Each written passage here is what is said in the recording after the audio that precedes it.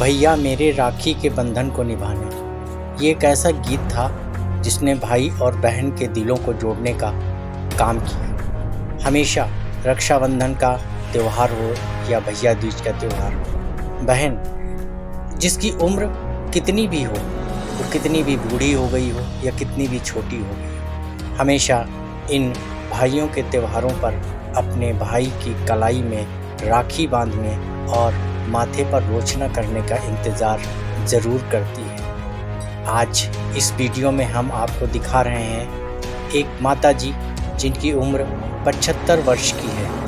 भाई उनके दो हैं, दोनों भाई काफ़ी दूर रहते हैं। भाई और बहन के बीच स्नेह तो बहुत है, लेकिन त्योहारों पर मुलाकात नहीं होती, ना ही वो आ पाते हैं। लेकिन बहन अपने गोविंद को ही अपना भाई मान करके, उनमें अपने दोनों भाइयों की छवि देख करके उनका रक्षाबंधन के पवित्र त्यौहार पर रक्षा बांधने का, रक्षा सूत्र बांधने का कार्य कर रही हैं।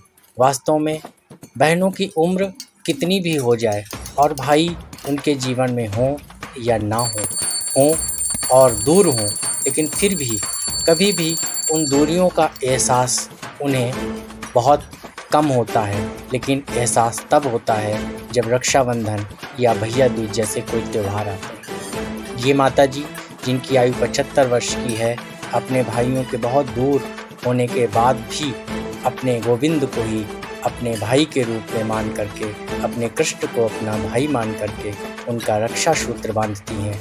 उनके कलाई में, अपने ठाकुर जी की कलाई में रक्षा सूत्र बांधती हैं, उनका रोचना करती हैं, उनको विभिन्न प्रकार की चीज़ें जो उन्होंने बनाई होती हैं उसको खिलाती हैं।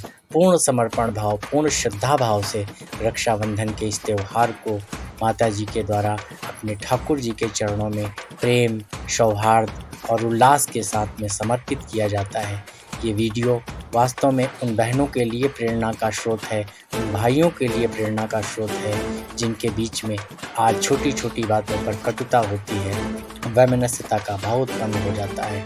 लेकिन मित्रों, कितना भी कुछ भी हो, रिश्ते हमेशा प्रेम, सौहार्द और समन्वय की विचारधारा से ही हमेशा टिके रहते हैं।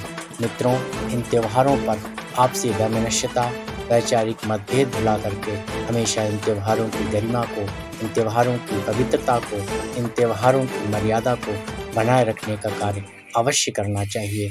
अगर किसी भी बहन का कोई भाई नहीं है तो उसे अपने ठाकुर जी को, अपने गोविंद को, अपने ईश्वर को ही अपना भाई मान लेना चाहिए, क्योंकि ईश्वर से ज़्यादा रक्षा करने वाला तो किसी भी बहन के लिए ना कोई भाई हुआ है, ना ही कोई भाई होगा। क्योंकि सर्वशक्तिमान ईश्वर ही जिस बहन का भाई हो जाए, उस बहन को फिर किस भाई की चिंता, कैसा डर, कैसा भय। जब गोविंद ही भाई हो जाए, गोविंद ही भाई रक्षा करने लगें, तो बहनों को किसी प्रकार का भय नहीं होना।